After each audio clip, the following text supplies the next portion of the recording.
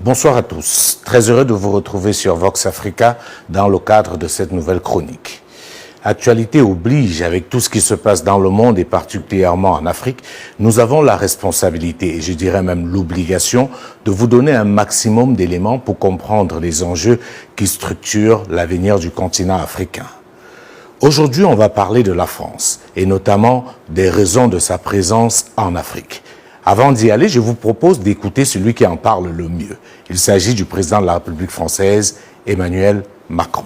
La France n'a plus de précaré en Afrique. Elle a des devoirs, des intérêts, des amitiés qu'elle veut bâtir, poursuivre, renforcer. Nous avons des intérêts à défendre. Et je pense que quand on parle d'Afrique, il faut le dire clairement, parce que ça va beaucoup mieux en le disant.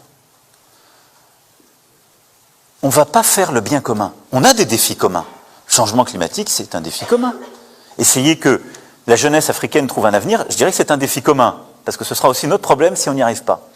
Mais on va défendre des intérêts. Et c'est ça un partenariat réciproque et équilibré. C'est qu'on ne prend pas les gens pour des imbéciles. On ne dit pas on arrive chez vous parce qu'on va faire le bien chez vous à votre place. Parce que vous n'êtes pas capable de savoir ce qui est bon pour vous, de le penser ou de le faire. Non. Je pense après ça que les choses sont bien claires et le mot est lâché. Les intérêts. La France est en Afrique pour défendre ses intérêts et pas pour faire le bien. Je m'adresse ainsi à ces Africains qui continuent à se laisser berner en croyant qu'il y a une forme de solidarité internationale qui vise à aider l'Afrique. Personne n'est là pour aider personne. C'est un conflit parce que le monde aujourd'hui, c'est une véritable jungle. Seuls les plus forts s'en sortiront. Et quand il parle d'intérêt, il sait très bien de quoi il parle. Et comme l'actualité aujourd'hui nous oblige de parler du Niger, je m'en vais vous démontrer quels sont les principaux intérêts de la France au Niger et notamment au Sahel. Comme vous le savez peut-être, le Niger est le 7e producteur mondial d'uranium. 7e mondial. Premier fournisseur de l'Union européenne et de la France en uranium. Vous comprenez très bien pourquoi la France tient à contrôler ce qui se fait au Niger, tient à contrôler celui qui dirige le Niger. Parce que les accords qui ont été faits sur l'uranium du Niger profitent à la France et pas au Niger. Sinon, le Niger ne serait pas l'un des pays le plus pauvres du monde. Il est d'ailleurs régulièrement placé avant-dernier pays le plus pauvre du monde. Deuxième élément géostratégique pour la France dans le Sahel et pour l'Europe de manière élargie, c'est le transsahélien. Ce pipeline qui permet de transporter le gaz de l'Afrique vers l'Europe. Vous comprenez très bien qu'avec la conjoncture actuelle au niveau de la scène internationale, à cause de la guerre en Ukraine, le gaz africain devient incontournable. Donc pour ces puissances-là, si elles ne peuvent plus contrôler ce transsahélien, cela présente pour elles un véritable danger et un véritable risque. Ceci étant dit, quand on a des intérêts, qu'est-ce qu'on fait? On les protège et par tous les moyens. C'est ce qui justifie la présence des bases militaires françaises en Afrique. Ces bases militaires sont là justement pour protéger les intérêts de la France sur le continent africain. Les bases telles qu'elles sont aujourd'hui sont un héritage du passé. Et elles sont, il faut être lucide, un prétexte pour beaucoup d'opposants de la France et parfois un prétexte pour ne pas régler les problèmes politiques sur le terrain. Quand il y a une base avec beaucoup trop de militaires, on se dit il y a là une assurance vie, c'est pas la peine de traiter politiquement un problème qu'on a. La France n'est pas une assurance vie au règlement des problèmes politiques des différents pays. Je le dis très clairement. Et le rôle de la France n'est pas de régler toutes les situations en Afrique. Je le dis tout aussi clairement et humblement. Et à côté de ça, nous devons donc avoir une visibilité qui n'est pas la même. Parce qu'on l'a bien vu ces derniers mois et ces dernières années. Si c'est le cas, très vite, avec beaucoup de propagande aussi, les gens se retournent et disent « notre problème est là, c'est eux, ils sont en train de soutenir un coup d'État ou ils soutiennent le pouvoir en place ». Et donc on a besoin que nos partenaires africains expriment leurs besoins, sécuritaires et militaires, l'assument, nous le décrivent, que nous soyons au rendez-vous de ce qu'on doit faire, c'est pourquoi on restera, mais avec une empreinte réduite en propre, mais nous allons plus former, plus équiper et mieux accompagner parce que ce sera sur la base d'une demande exprimées. Et donc ces bases ne seront pas fermées, pour ce qui est des principales bases. Il peut y avoir des réajustements après des dispositifs en fonction du dialogue que nous aurons avec les uns les autres et des besoins, mais elles seront réaménagées et elles deviendront académies, bases conjointes, etc. J'espère que vous avez noté avec moi toutes les contradictions de cette prise de parole d'Emmanuel Macron. En fait, pour qu'on se comprenne très bien, le contexte est particulier. L'attitude de la France en Afrique est de plus en plus décriée. Et l'une des choses qui fait le plus jaser, ce sont ses bases militaires. Mais les dirigeants politiques français sont, disons-le ainsi, très malins. Ils vont essayer d'anticiper, comme cela avait déjà été le cas avec la décolonisation. Car ils se sont rendus compte que la décolonisation ne pouvait plus se poursuivre sur la même forme, ils ont anticipé avec la conférence de Brazzaville pour essayer de voir comment ils allaient continuer à garder les avantages de la colonisation en faisant semblant de partir. C'est la même chose qui est en train de se dérouler aujourd'hui avec les bases militaires. La France a conscience, avec ce qui se passe dans le Sahel, que sa présence militaire en Afrique est un réel problème. C'est pour cela qu'elle anticipe et essaye de parler d'une quelconque transformation. Mais où le problème se pose, c'est qu'Emmanuel Macron oublie que c'est aux Africains de décider s'ils veulent que les bases militaires françaises restent en Afrique. Je vous prends un exemple. C'est comme si vous êtes chez vous, quelqu'un s'y installe de force, et quand vous lui demandez de partir, il dit non, je ne pars pas, je reste. J'ai conscience que je suis chez vous, mais je vais changer de chambre. Désormais, je vais faire le ménage, je vais vous aider à faire la cuisine, mais en aucun cas, je n'envisage partir. On est encore là dans un jeu de dupes. Il faut bien expliquer au président français que les Africains sont libres de demander immédiatement le départ de l'armée française du territoire africain. Ces territoires appartiennent aux Africains. Et une fois qu'ils seront partis, on pourra décider, si on veut, de les rappeler à nos conditions ou de rappeler quelqu'un d'autre. Mais on ne peut pas s'installer chez les gens et décider de ce qu'on va y faire et décider d'y rester, y compris contre leur volonté. L'autre élément important qu'on pourrait relever, c'est pourquoi est-ce que les États africains n'exigent pas aussi d'avoir des bases militaires en France, par exemple? Comme vous le savez, l'un des principes fondamentaux de la diplomatie, c'est bien entendu la réciprocité. Ça veut tout simplement dire que les États africains sont libres aujourd'hui d'exiger de la France et des pays occidentaux en général d'avoir également des bases militaires chez eux. Ça peut sembler risible, mais c'est la réalité. Il va falloir qu'on y arrive. La présence militaire des autres puissances sur notre territoire constitue une menace permanente pour notre sécurité. C'est une forme d'épée de Damoclès qui pèse sur la tête de nos fragiles États. Il est question tout simplement de prendre nos responsabilités.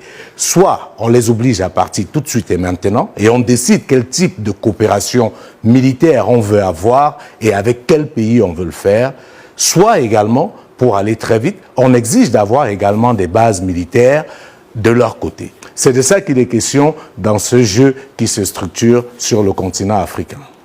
Après la question des bases militaires, il y a un autre sujet qui fait beaucoup parler et sur lequel la France se gargarise à chaque fois d'avoir aidé ou même d'avoir sauvé l'Afrique. C'est la lutte contre le terrorisme. Je vous propose, avant d'aller plus loin, d'écouter une fois de plus Emmanuel Macron sur cette question du terrorisme en Afrique.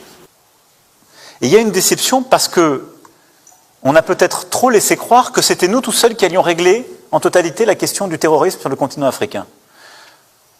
Je m'honore du fait que dès 2013, nous ayons joué un rôle qu'aucun autre pays non africain n'a jamais joué. Aucun autre.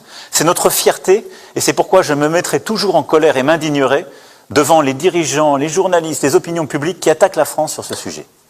Parce que nos enfants sont morts en Afrique pour lutter contre le terrorisme là-bas. Mais ce n'était pas la France toute seule qui pouvait lutter seule contre le terrorisme sur le continent africain. Et donc là, il y a eu une déception. Mais, parce qu'il y a une forme de malentendu. Si les gouvernements africains ne jouent pas leur rôle, si en quelque sorte ils transfèrent tout à la présence militaire française, on n'y arrivera jamais. Et on a en effet trop laissé s'installer l'idée que la France était responsable de tout. Et donc quand il y a une déception, assez logiquement, les gens viennent vers nous en disant « c'est votre faute ». Non, ce n'est pas notre faute parce que ce n'est pas chez nous. Et c'est une réalité. Et donc cette humilité, c'est en effet du pragmatisme, et c'est juste remettre les choses au bon niveau. Après avoir écouté ceci, on est obligé de répondre au président français, comme il nous a d'ailleurs interpellés en tant que journaliste dans sa prise de parole. Il ne voudrait pas être critiqué, mais nous serons obligés de lui apporter de la répartie. La première chose qu'il fait expliquer à Emmanuel Macron, et je pense qu'il le sait, c'est qu'ils n'ont pas intervenu dans le Sahel pour sauver le Mali. Ils ont intervenu pour protéger les intérêts de la France. D'ailleurs, c'est lui-même qui l'a dit dans l'extrait que nous avons écouté au début. Ça, c'est la première chose. La deuxième chose, c'est qu'on veut bien comprendre le rôle historique que la France a joué dans la lutte contre le terrorisme en Afrique.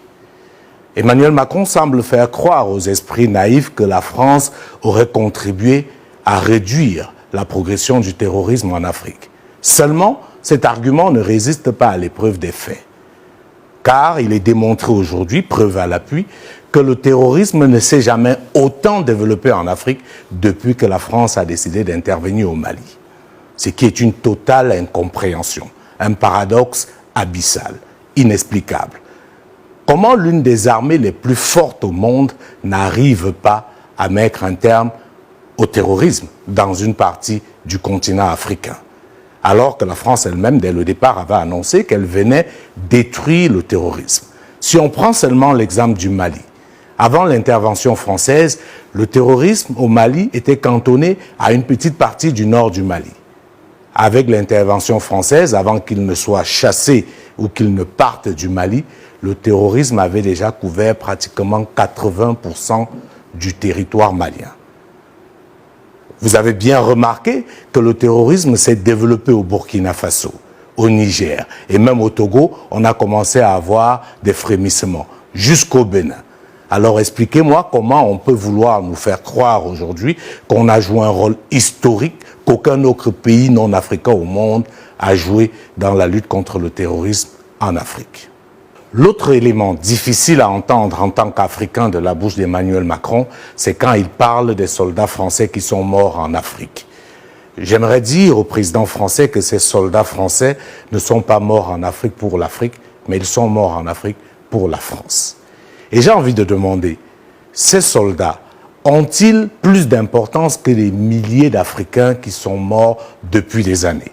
Des soldats maliens, burkinabés, nigériens ont payé le prix fort dans cette guerre inique. Des populations civiles ont été massacrées. Donc venir aujourd'hui essayer de jouer sur l'émotion en disant que des soldats français seraient morts en Afrique, c'est tout simplement inadmissible et inacceptable. Et en plus de cela, si on veut faire la comparaison des sacrifices faits par l'un ou par l'autre pour aider quelqu'un, la France peut aujourd'hui se rappeler de combien d'Africains ont donné leur vie pour la liberté de la France. Nous sommes les peuples oubliés du monde. Qu'ils soient dans les livres d'histoire, dans les documentaires ou films, on tend donc à balayer le rôle prépondérant qu'a joué la Russie et de l'Afrique dans cette lutte contre le nazisme. Nos grands-pères ont été déportés pour sauver l'Europe. Ce n'était pas avec leur consentement, contre leur gré. Et bien au retour, on se rappelle bien qu'à Tiaroy, lorsqu'ils ont voulu revendiquer leurs droits élémentaires, ils ont été massacrés. Cela ne fait rien donc. Lorsque nous, peuple, nous décidons de nous défendre, on nous traite de milices. Mais là n'est pas le problème. Ce qui est le problème, c'est de voir des chefs d'État africains qui n'apportent rien à ces peuples qui se battent, mais qui chantent la même chose que les impérialistes en nous traitant de milices. Il s'agit de dire aujourd'hui aux dirigeants français que la nouvelle génération des Africains a une mémoire et elle ne compte plus se laisser instrumentaliser. Vous l'avez bien écouté, Emmanuel Macron l'a dit, nous ne sommes pas chez nous. Il a conscience que ce n'est pas à la France de régler les problèmes des Africains.